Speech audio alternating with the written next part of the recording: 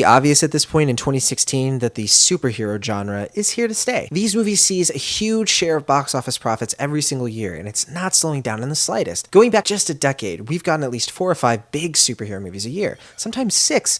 This year, we had 8, with all but 2 of them being huge moneymakers and making the top 10 grossers of the year. Now, I say superhero movie, by the way, because things get a little messy when you try to categorize by comic book. For the same reason, it would get a little hairy if you tried to lump all the book adaptation movies together, for example, because they stretch across so many genres and subgenres. With a superhero movie, instead of saying just comic book movie, you're at least addressing a few basic similarities between what you're talking about. You know, all of the different things that come from DC, Marvel, and the other studios. You have a hero or heroes with strange abilities who go on some type of emotional, action-packed journey. This year, I want to point out which superhero movies, based on that criteria, in 2016 were better than others. Not just from a film critic standpoint, but also just judging them by how they contribute or they don't contribute to what we call the superhero genre. Now, I do have to leave out 2 movies in particular because I haven't seen them. Teenage Mutant Ninja Turtles: Out of the Shadows and Max Steel, because I don't review absolutely everything that comes out. These ended up being on my cutting board of films to review over the summer, and I honestly have no desire to check them out anytime soon. The rest of the entries, though, on this list are certainly ones you've heard of. If you're a big fan of superhero movies, and you've probably seen a lot of them, if not all of them. In case you haven't, though, I'll be avoiding any and all spoilers within reason. So, I might spoil a few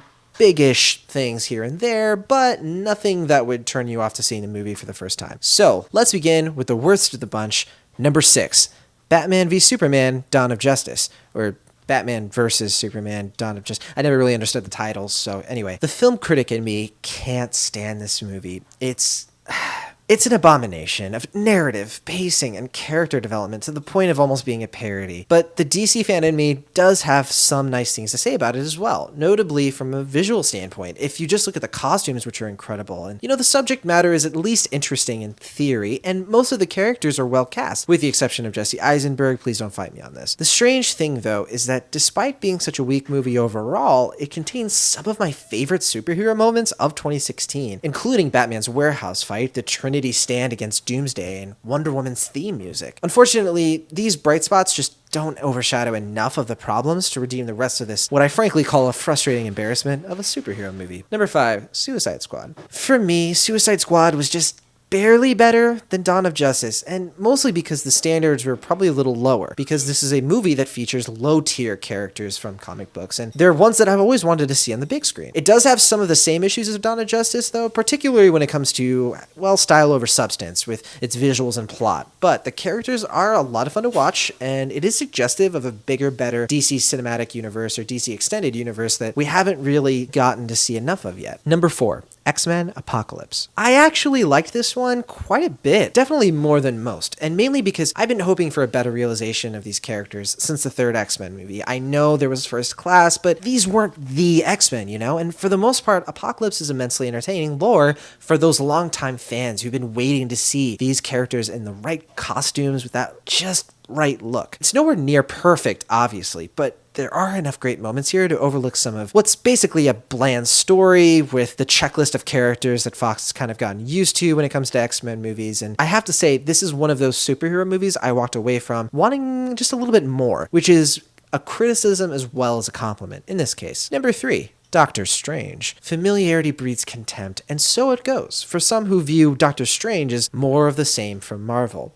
And they're not entirely wrong. This is the origin formula Marvel has been polishing since 2008. Of course, they're still running with it. It has a flawed protagonist who has to humble himself after gaining extraordinary powers. You can kind of see why people call him Dr. Iron Man sometimes. And to be honest, mileage varies for anyone who appreciates all of the stunning visual effects that go with the whole package. As you might be one of those viewers who maybe you don't get past the whole folding cities thing reminding you of Inception. Or you're more like me, who just found this to be a breezy, colorful Marvel movie with some clever spins and what's already worked so well before. Number 2, Deadpool. This was the movie that arguably had the bigger impact on comic book fans, at least if we're judging this from the timing of when Deadpool came out. Because even the fans who never liked the character much before seeing this movie really liked this for the most part. And that's because it's less a superhero movie or anti-hero movie and more a self-aware, self-reflecting roast of the superhero genre. Who doesn't want that? And this lended for some great movie moments and humor, but at its core, Deadpool is just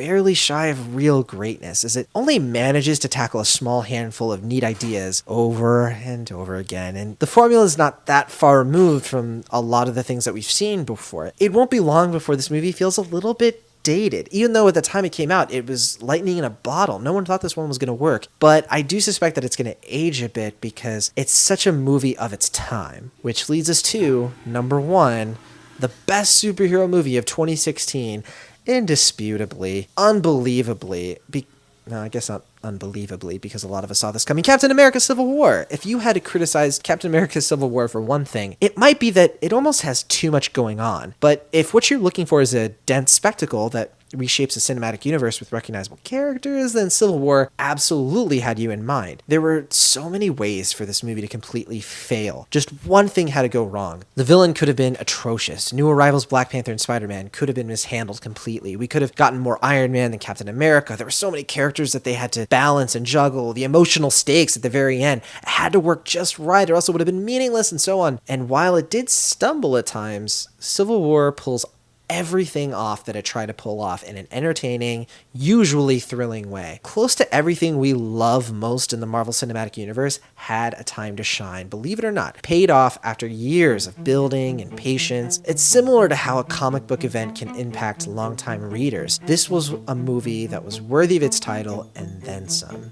Hey guys, it's me, John, in the flesh. Thanks as always for watching, and I just wanted to take this moment to address you guys, in the flesh and in person, to tell you guys about a couple of quick things. I actually mentioned earlier in this video, that there were like these top superhero movie moments of the year, notably in Batman v Superman and other films. Even though they were films I didn't really love, I still had a lot of really cool moments with them. I actually did a full list of that on Heroic Hollywood that you guys can check out, so I wanted to mention it just in case you're interested. It's the top 25 superhero movie moments of 2016.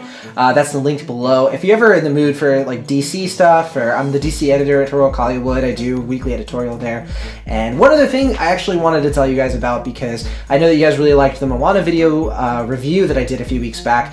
You guys can check me out, like if you want to see me in person more, like you like that kind of thing. Here on YouTube I do the voiceover work, but on Facebook Live, I actually go live every Wednesday at 7 on Super News. If you haven't heard of Super News, it's this page on Facebook. You can go like it, and I do a weekly show with Kayla Savage. She helped me decorate my awesome Pixar tree over there. We do a little show called The Pixar Detectives every Wednesday at 7 p.m. Pacific, and there's links to that and the other stuff I've mentioned below.